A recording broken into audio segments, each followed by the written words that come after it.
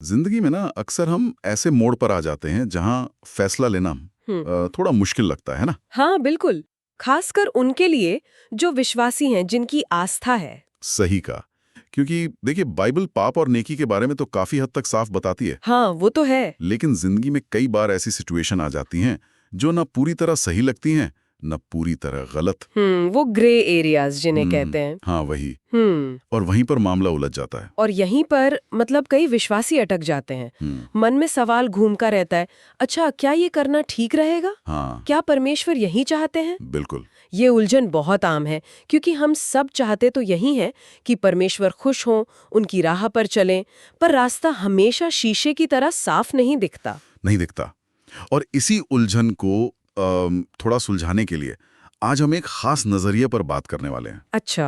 हाँ, ये John MacArthur के एक उपदेश से आता है जिसका नाम है कठिन निर्णयों को आसान बनाना। और ये आधारित है प्रेरित पौलुस की शिक्षाओं पर जो उन्होंने कोरिंथ की कलीसिया को लिखी थी, खासकर 1 कोरिन्थियों अध्याय 10 में। अच्छा, कुरिन्थ वाली कलीसिया। हाँ, उनका संदर्भ समझना तो बहुत ही जरूरी है यहाँ। बिल्कुल। तो शहर कैसा था? अरे कोरिन्थ तो मतलब मूर्ति पूजा, हर तरह की बुराई, दुनियादारी, इसी सब में डूबा हुआ था। तो सोचिए वहाँ के जो नए नए विश्वासी बने होंगे, हाँ, उनके लिए रोज की जिंदगी कितनी मुश्किल रही होगी। बहुत ज्यादा। उन्हें तो हर कदम पर सोचना पड़ता होगा कि भाई दुनिया के तौर तरीकों से कितना बचें और कितना घुले मिले। हाँ, कहाँ तक जाना ठीक है, यही सवाल था उनका सवाल था, हम कहाँ तक जा सकते हैं बिना परमेश्वर से दूर हुए। तो आज हमारी कोशिश यही है कि उन 6 कसौटियों या कह लें सिद्धांतों को समझें जो पौलुस ने उन्हें दिए थे। और कमाल की बात यह है कि ये आज भी उतने ही काम के हैं।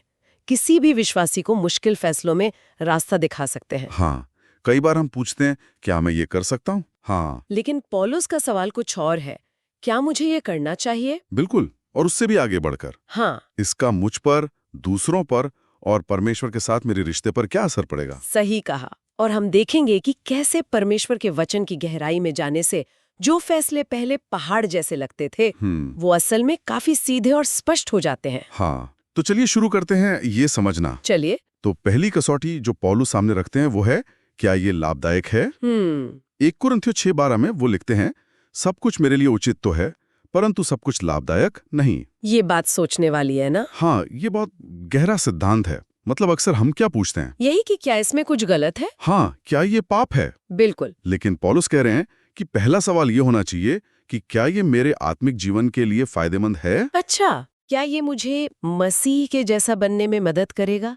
क्या इससे मेरा विश्वास मजबूत होगा? मतलब ये हो सकता है कि कोई काम सीधे तौर पर बाइबल में मना ना किया गया हो, हाँ, हो सकता है। लेकिन वो हमें अंदर से आत्मिक तौर पर कमजोर कर सकता है। बिल्कुल। जैसे टायर की हवा धीरे धीरे निकल जाए तो वो बैठ जाता है ना? हाँ हाँ बिल्कुल। वैसे ही कुछ चीजें हमारे अंदर परमेश्वर के लिए जो जोश है उसे ठंडा कर सकती हैं। तो सवाल सिर्फ इजाजत का नहीं है, फायदे का है। हाँ, फायदे का। इसमें मेरे लिए, मेरी आत्मा के लिए अच्छा क्या है? और ये फायदा सिर्फ दुनियावी फायदा नहीं है, नहीं, ये आत्मिक बढ़ोतरी का फायदा है। क्या ये मुझे परमेश्वर के वचन को और समझने में मदद करेगा? अच्छा, क्या ये मेरे प्रार्थना जीवन को बेहतर बनाएगा? क्या ये मुझे पवित्र आत्मा के फल जैसे प्रेम, आनंद, शांति, इनको बढ़ाने में मदद करेगा? अगर जवाब नहीं है, तो भले ही वो चीज उचित हो, करने की इजाजत हो, पर वो लाभदायक नहीं है। ये तो वाकई नजरिया ही बदल देता है ना? अच्छा, अब आते हैं दूसरी कसौटी पर। ये भी उसी आयत के दूसरे हिस्से में है। हाँ।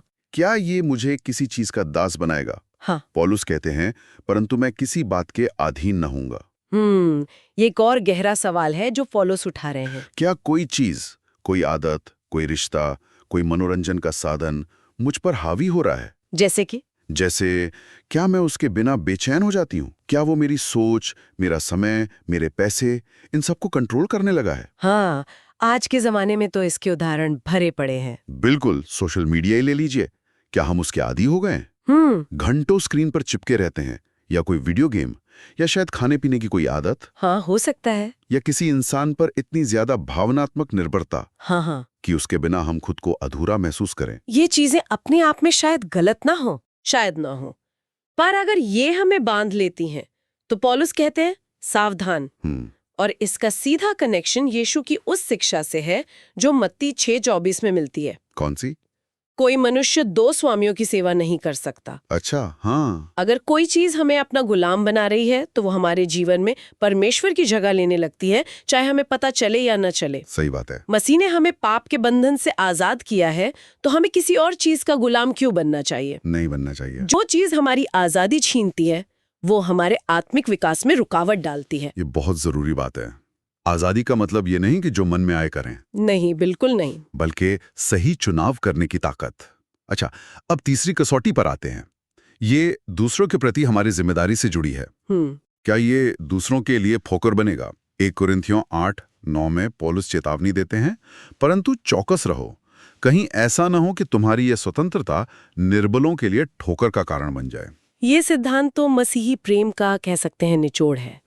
हमें कुछ करने की आजादी हो सकती है, लेकिन अगर हमारे उस काम से कोई दूसरा विश्वासी, खासकर जो विश्वास में नया है या कमजोर है, वो भटक सकता है, पाप में गिर सकता है या उसका विश्वास डगमगा सकता है, तो हमें रुक जाना चाहिए। पर यहाँ एक सवाल है। पूछिए। क्या इसका मतलब ये है कि हम हमेशा दूसरों की सोच या उनके लेवल के हिसाब से ही जिएं? अपनी आजादी को कहाँ तक दबाना चाहिए? हाँ। कहीं ऐसा ना हो कि हम हमेशा ऐसी डर में रहें कि कोई क्या सोचेगा? ये बहुत सही सवाल है। पौलुस का मतलब ये नहीं कि हम हर किसी की पसंद नापसंद के गुलाम बन जाएं, लेकिन वो कह रहे हैं कि प्रेम हमें संवेदनशील बनाता है। हमें सोचना चाहिए कि हमारे कामों का असर दूसरों पर क्या हो रहा है। अच्छा। और पौलुस खुद इसका सबसे अच्छा उदाहरण देते हैं 1 कुरिन्थियों 8:13 में। वो क्या कहते हैं? क्या कहते हैं? इस कारण यदि भोजन मेरे भाई को ठोकर खिलाए तो मैं कभी किसी रीति से मांस न खाऊंगा, न हो कि मैं अपने भाई के ठोकर का कारण बनूं। अरे वाह, ये तो बहुत बड़ी बात है ना? सोचिए, वो अपनी खाने की आजादी को भी दूसरे की आत्मिक भलाई के लिए छोड़ने को तैयार थे। तो यहाँ मतलब एक संतुलन साधना है। बिल्कुल, संतुलन। हमें न तो बेवजह दूसरों को ठेस पहुंचानी है, न ही हर आलोचना से डरकर अपनी मसीही गवाही को कमजोर करना है। सही। पर प्रेम हमें सिखाता है कि हम अपनी स्वतंत्रता का इस्तेमाल जिम्मेदारी से करें, दूसरों का लिहाज रखते हुए। बिल्कुल।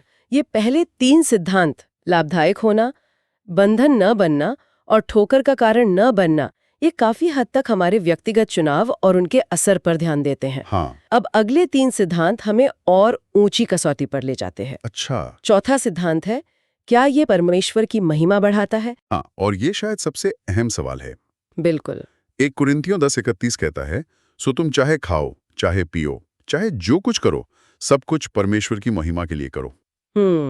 ये तो जैसे जीवन के हर पहलू के लिए गाइडलाइन हो गई। सही मायने में यही तो मसीही जीवन का अंतिम लक्ष्य है।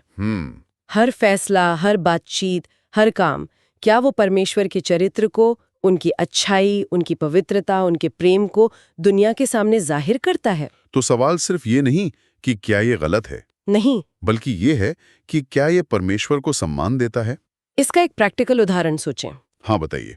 मान लीजिए किसी बहस में आप पूरी तरह सही है, आपको सारे फैक्ट्स पता है, सामने वाला गलत है, लेकिन जिस तरह से आप अपनी बात रखते हैं, क्या वो तरीका परमेश्वर की महिमा करता है? अच्छा सवाल है। क्या उसमें नम्रता है, धीरज है, प्रेम है, या सिर्फ जीतने की जिद है? ये बहुत अच्छा उदाहरण है।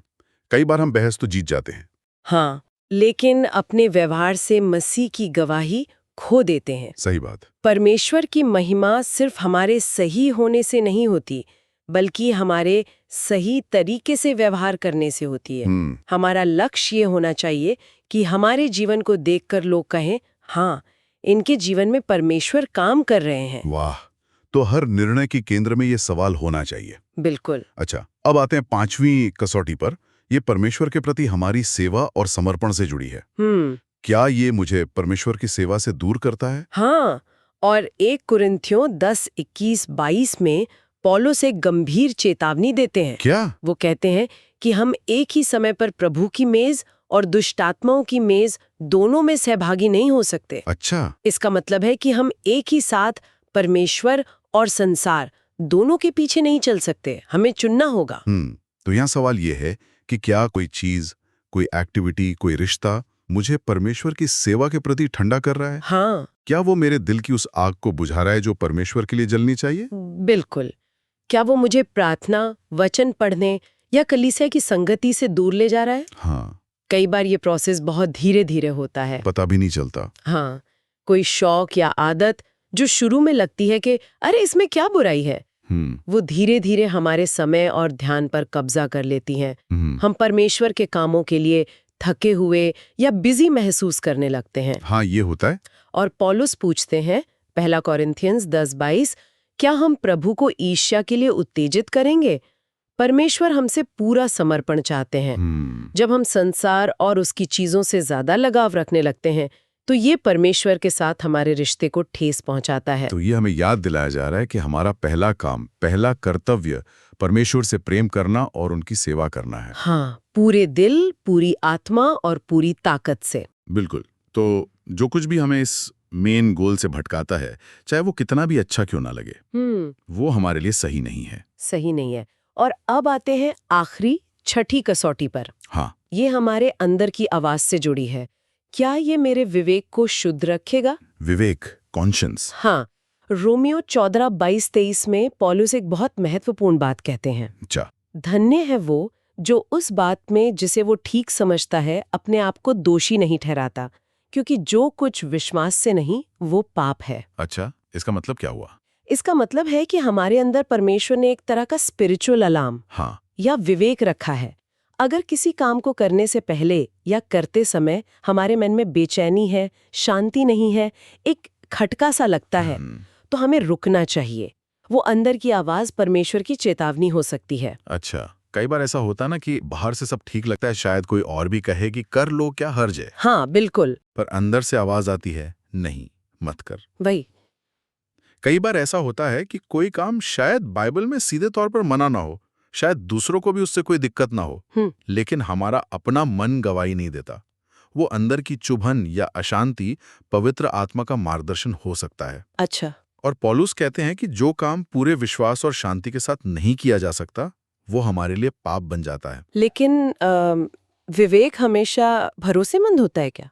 मतलब कभी कभी शायद हमारा विवेक जरूरत से ज्यादा सेंसिटिव हो। हाँ, हो सकता है। या कभी कभी शायद पाप करते करते वो कठोर हो गया हो। ये भी सही है। दोनों बातें हो सकती हैं। विवेक को परमेश्वर के वचन के अनुसार लगातार जांचते और ट्रेन करते रहने की जरूरत है। लेकिन पौलुस का सिद्धांत यह है कि अगर आपके मन में शंका है, डाउट है, तो उस काम को ना करें, रुक जाओ। हाँ, विवेक की आवाज को लगातार दबाने का नतीजा खतरनाक हो सकता है। पौलुस शायद इसी को जला हुआ विवेक कहते हैं। हाँ, जहाँ इंसान सही गलत का फर्क महसूस करना ही बंद कर देता है। इसलिए अगर शांति नहीं है तो रुक जाना ही समझदारी है। तो ये हैं वो 6 सिद्धांत, या कह लें 6 कसौटियां। हाँ। जरा सोचिए, अगर हम हर ग्रे एरिया वाले फैसले को इन 6 सवालों की कसौटी पर परखें तो क्या होगा? संभावना तो यही है कि रास्ता काफी साफ हो जाएगा। हाँ, परमेश्वर की इच्छा उतनी भी रहस्यमयी नहीं है जितना हम कभी-कभी सोच लेते हैं। इन सिद्धांतों को ईमानदारी से लागू करने पर ज्यादातर उलझनें सुलझ जाती हैं। चलिए इन 6 कसौटियों को एक बार फिर से दोहरा लेते हैं श्रोताओं के लिए। हाँ, जरूर। पहला, क्या यह लाभदायक है, यानी क्या यह मेरे आत्मिक जीवन को फायदा पहुंचाएगा? दूसरा, क्या यह मुझे बांध रहा है, क्या मैं इसका गुलाम बन रहा हूं? सही। तीसरा, क्या यह दूसरों के लिए ठोकर बनेगा, क्या इससे किसी और का विश्वास कमजोर होगा? चौथा, क्या यह परमेश्वर की महिमा बढ़ाएगा, क्या इससे परमेश्वर का नाम ऊंचा होगा? बिल्कुल। पांचवा, क्या यह मुझे सेवा से दूर करेगा, क्या यह परमेश्वर के प्रति मेरी लगन को ठंडा करेगा? हाँ। और छठा, क्या यह मेरे विवेक को शुद्ध रखेगा, क्या मेरा मन इस बारे में पूरी तरह शांत है? और निचोड़ ये है कि अगर कोई फैसला इनमें से किसी भी एक कसौटी पर खरा नहीं उतरता, हाँ, तो ये एक बड़ा संकेत है कि शायद वो परमेश्वर की इच्छा नहीं है। अच्छा। और ये सिद्धांत हमें सिर्फ ये नहीं बताते कि क्या नहीं करना है, बल्कि ये क्या करना है इसकी दिशा भी दिखाते हैं। कैसे?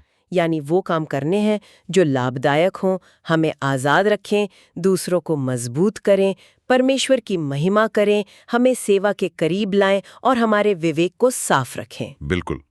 जीवन में फैसले तो लेने ही पड़ेंगे, हर दिन, हर पल। हाँ, ये तो है। लेकिन जब हमारा मार्गदर्शन परमेश्वर का वचन करता है तो अंधेरे में टटोलना नहीं पड़ता। नहीं। जैसा भजन संहिता 119-105 में लिखा है, तेरा वचन मेरे पांव के लिए दीपक और मेरे मार्ग के लिए उजियाला है। कितनी सुंदर बात है। और जब वचन का ये उजियाला हमारे अंदर होता है तो फैसले लेना आसान हो जाता है। हाँ, परमेश्वर चाहते हैं कि हम बुद्धि से चलें, ना कि उलझन में। इफिसियों 5:17 हमें यही सलाह देता है। क्या? इस कारण निर्बुद्धि ना हो, पर ध्यान से समझो कि प्रभु की इच्छा क्या है। ये 6 सिद्धांत प्रभु की इच्छा समझने में हमारी मदद करते हैं। तो अगली बार जब कोई मुश्किल फैसला सामने आए या किसी ग्रे एरिया में खुद को पाएं, तो एक पल ठहरें, प्रार्थना करें और ईमानदारी से इन 6 सवालों पर विचार करें। फिर जो जवाब मिले उस पर विश्वास से कदम उठाएं। आप शायद पाएंगे कि जो निर्णय पहले बहुत कठिन लग रहा था, वो अब उतना मुश्किल नहीं रहा। बिल्कुल। और अंत में श्रोताओं के लिए सोचने की एक बात छोड़ जाते हैं। हाँ, जरूर। जरा इस पर मनन करें कि इन 6 सिद्धांतों को सिर्फ कभी कभार नहीं, बल्कि रोजमर्रा की जिंदगी में लगातार इस्तेमाल करने से क्या होता है। क्या होता है? ये सिर्फ निर्णय लेने को आसान नहीं बनाते, बल्कि धीरे धीरे हमारे चरित्र को, परमेश्वर के साथ हमारे रिश्ते को और हमारे जीवन जीने के पूरे तरीके को ही बदल सकते हैं। मतलब ये सिर्फ मुश्किल फैसलों का हल नहीं है। नहीं, ये मसीह के जैसे बनने का एक रास्ता बन सकते हैं।